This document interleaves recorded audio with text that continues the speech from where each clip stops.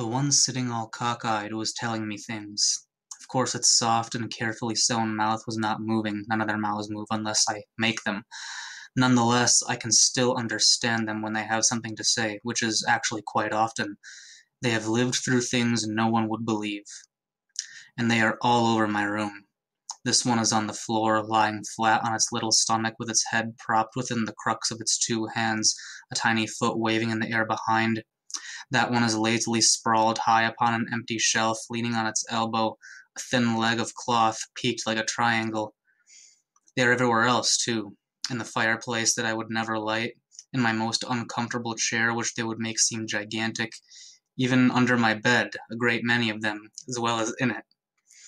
I usually occupy a small stool in the middle of the room, and the room is always very quiet.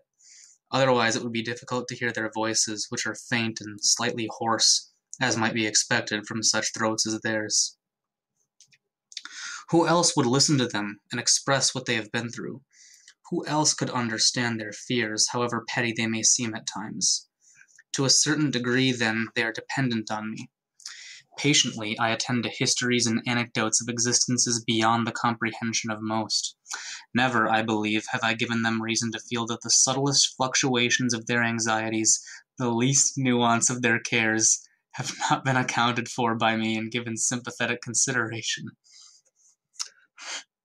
Do I ever speak to them of my own life? No. That is, not since a certain incident which occurred some time ago. To this day, I don't know what came over me. Absent-mindedly, I began confessing some trivial worry. I've completely forgotten what it was. And at that moment, all their voices suddenly stopped.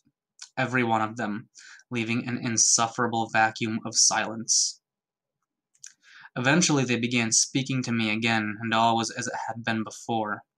But I shall never forget that interim of terrible silence, just as I shall never forget the expression of infinite evil on their faces, which rendered me speechless thereafter.